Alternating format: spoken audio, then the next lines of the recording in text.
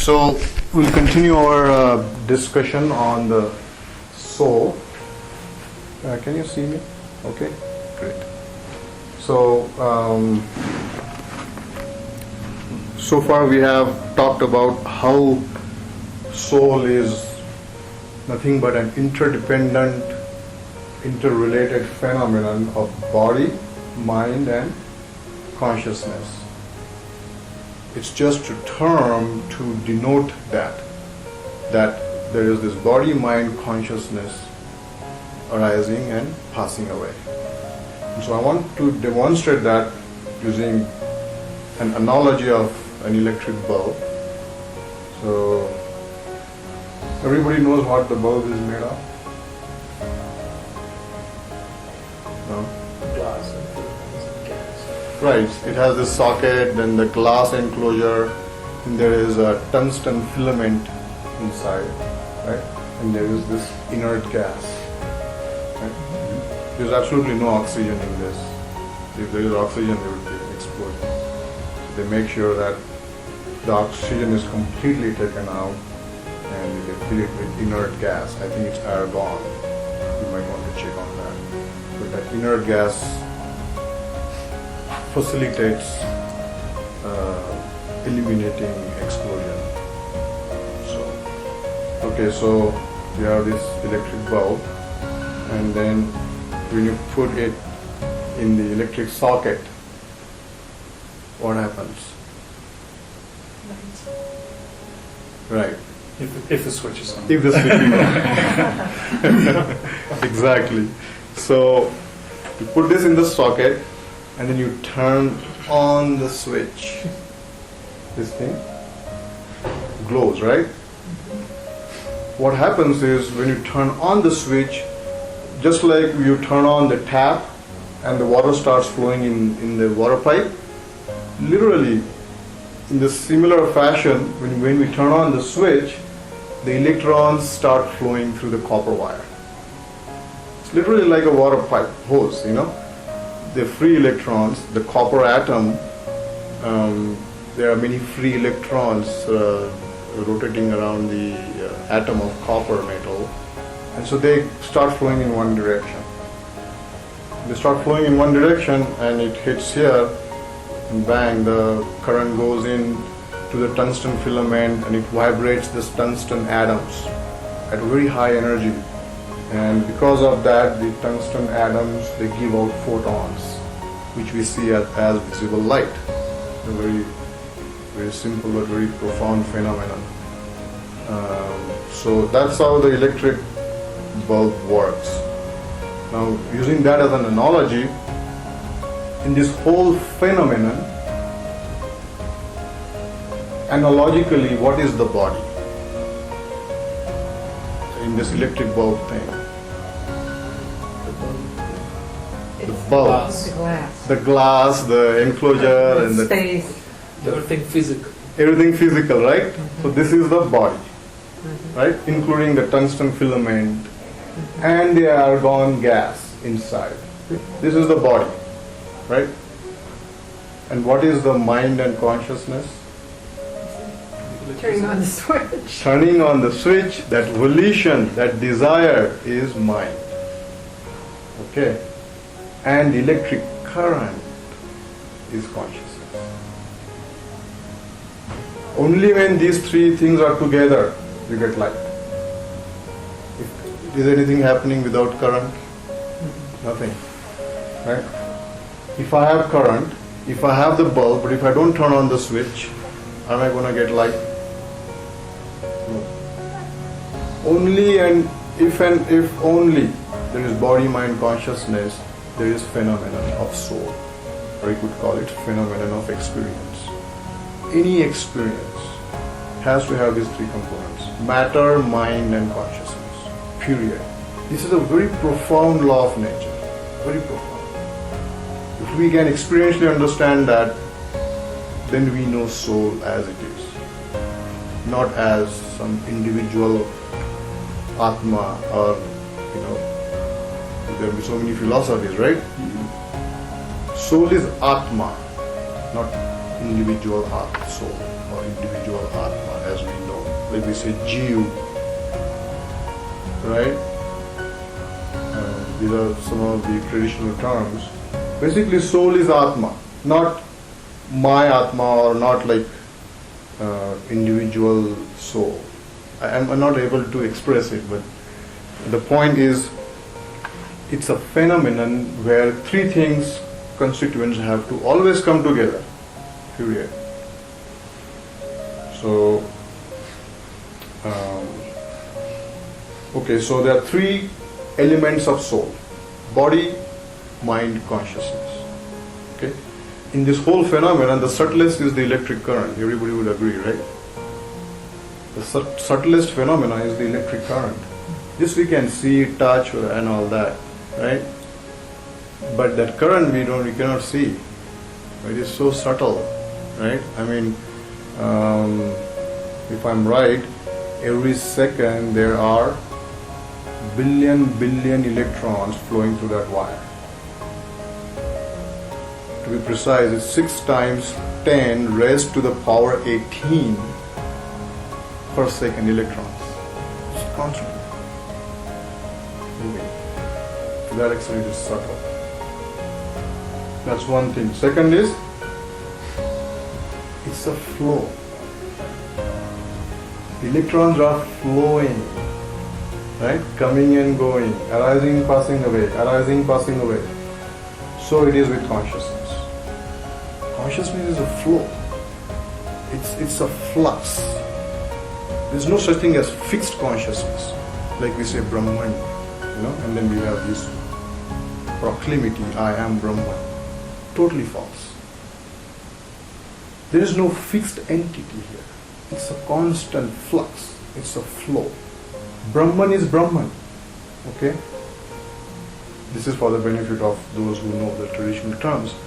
Consciousness is a flow, a flux, not a fixed entity. Please. Very important. Isn't that cosmic consciousness, right? Right. But there's another term called material consciousness. I don't know what that means, but Right. There are many types of consciousness, and we said 121 types. That's another reason why we talk about consciousness in terms of types of consciousness, so that we are not deluded by, or we don't start imagining that there is one single cosmic mother consciousness or father consciousness. There is no such thing. It's a phenomenon which is constantly in flow. Quantum mechanically, it's obvious now that everything is a flow, nothing is fixed. Similar to like flow of water in a river, right? There is this old saying, what does it say? You cannot step in the same water, you cannot step in the same river twice. You must have heard that saying, right? The water is flowing, and that phenomenon of flow of water, we are just giving it a name: Ganges, Mississippi, whatever it is. It's just a name given to the phenomena of flow of water. It's constantly going. This water is gone, the other water is coming. It's moving. So it is with consciousness. But because it is so incredibly fast, because that flux, that flow is happening so fast, that we are illusioned to think that it is constant. Just like the electrons, how fast they are moving. Billion times per second, right? They're just moving so incredibly fast that we feel that it's constant electricity. But actually things are from here to here, they're coming and going, coming and going, coming and going. Arising, passing away, constantly in flux, just like the flow of water in a river.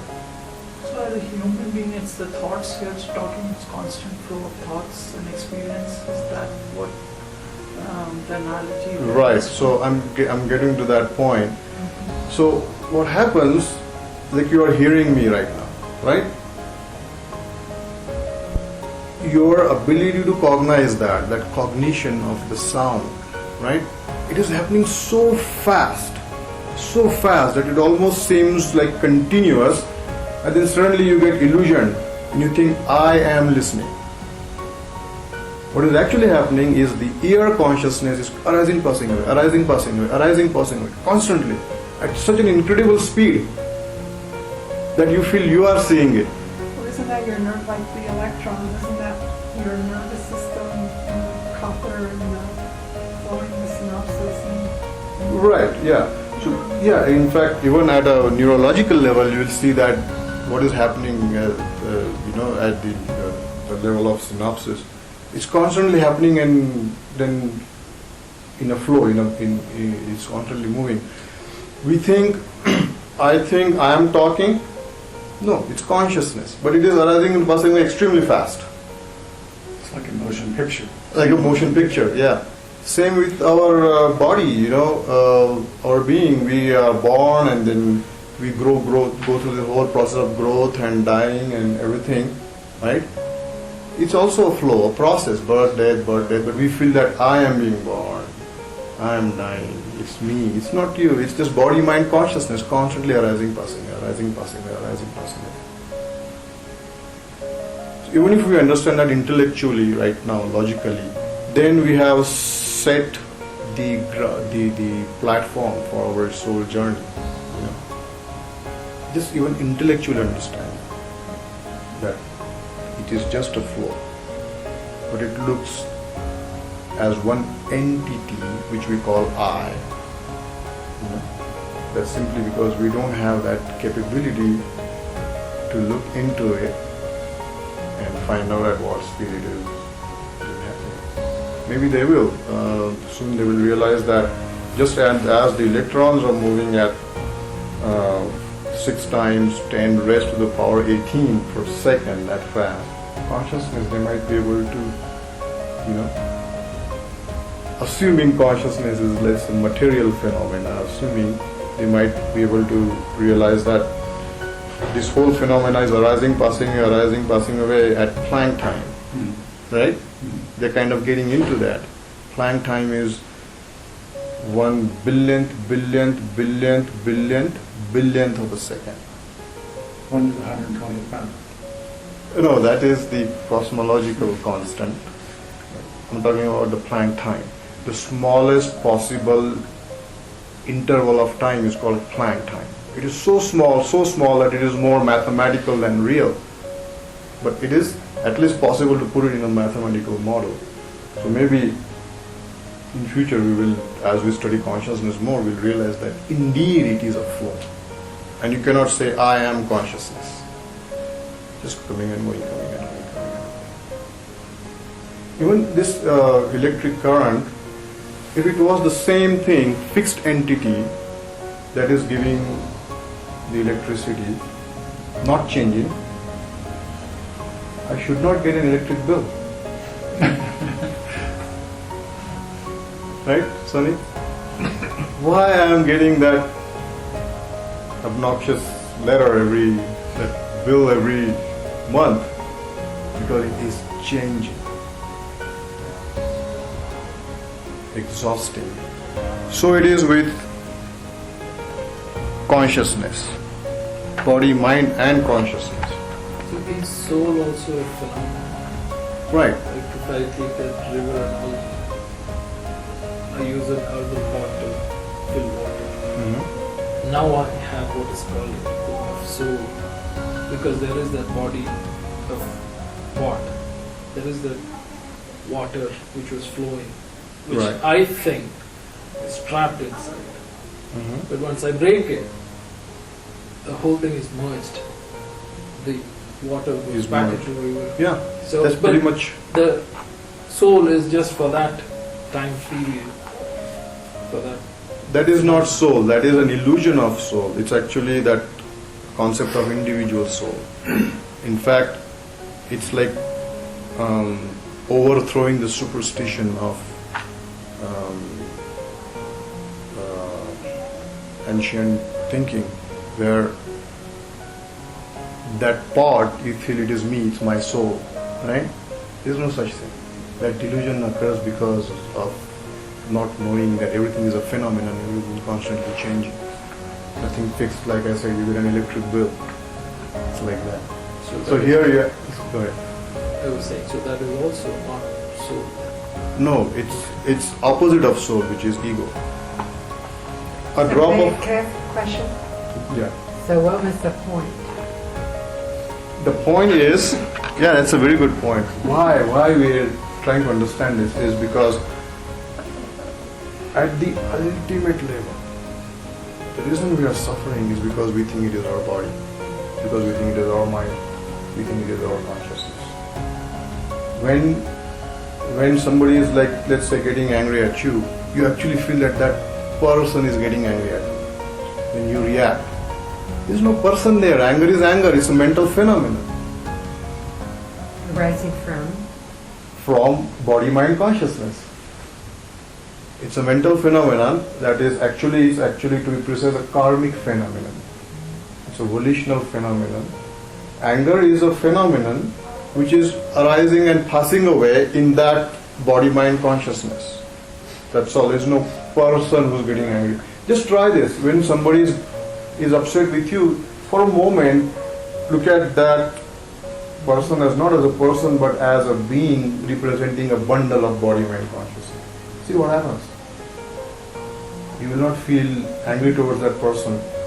In fact, there are other contemplative methods where not only you will not feel angry, but you will feel compassionate when somebody is angry at you, and when you look at the anger as anger, not as that person being angry. Similarly, when we screw up, we repent, right? There is guilt because we think I have done something wrong. You haven't done anything wrong because there is no you in the first place. There is just this unwholesome body-mind consciousness that has arisen together and led to that condition. Your repentance will totally go away. Your guilt will go away and it will be replaced by awareness. What were the conditions that caused this event? What is the conditionality? And then you will try to work on removing those conditions. So instead of repenting, you are trying to figure out why you did what you did and then fix that by understanding the conditionality. So we're going to get into that. Why first it is important to understand that these are phenomena. And the word phenomena is very important because it in a very subliminal way, it tells you that it's a flow. You know, phenomena. It's a beautiful term, phenomena. Everything is a phenomenon. Flow. But if the First soul, step. but if the soul is not an individual soul, what survives death? Right, and we again came back to the same issue of boundary conditions. But I want to make it easier for you, and we'll talk about within this life itself. We are not only being born and dying at those two moments. We are being born and dying every moment. That's the beauty of understanding that this is a flow. You see, then those boundary condition is nothing but just another event in the whole flow of life. Right? We're literally being born and dying every moment. But because of our sense of individuality, identification, quote unquote ego, that is covered. It's covered. The truth is covered. I mean, look at ourselves. I'm obviously not the same I was 10 years ago, right? Definitely not same as I was 20 years ago. And I will not be the same 30 years from now. It's changing, constantly changing. Individual soul concept can stand its ground only if there is fixity in it. There is no fixity in anything. That's the whole beauty of understanding that everything is a phenomenon. I mean, literally my whole skeletal, even my bones are totally gone. Apparently, you might shed light on this. Every 10 years, 7 to 10 years. your entire bone structure is changed. So it's actually happening every moment now. Your bone is right now changing, just shifting. recycling with the nature. You know, your white blood cells change every within a few hours. within few hours. Your entire stomach is totally different every 3 months, something like that. Your whole body is totally going through such transformation. You're being born and dying every single moment, literally. But because of our sense of self, actually sense of separate self, you know, sense of separate self, we feel it is me, you know, all these memories from the birth, and all these memories from the past, everything is all kind of glued together because of the illusion. Illusion in psychological terms is supported by greed. Greed is nothing but glue. That glue, that illusion has put everything together and created an entity out of it. Just like you put separate things together using glue and then you get one piece, right? Same thing the illusion has done and created this sense of separate self. And that's why we suffer, ultimately. It's like a drop of water in the ocean thinking that it is separate from the other drops in the ocean. You know? Just imagine feeling one with everybody. Just that sense of oneness, that unity consciousness. You know? See what happens. It's so liberating. If you keep in mind that this body itself is a borrowed material, that itself will tell you that the illusion of yourself is temporary. Right. You are just converted matter from earth, or this body is a converted matter. Right, that's why they say that we are not,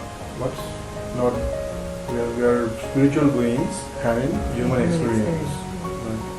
Another thing is we are not human, we are human beings. What is the word meaning of being?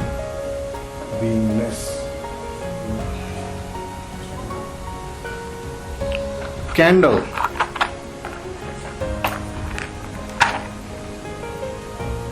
Okay, so we're trying to understand body-mind consciousness. This is another analogy. Okay, so what's the body in this thing? Candle, right? The wick and the wick. What's consciousness? To flame.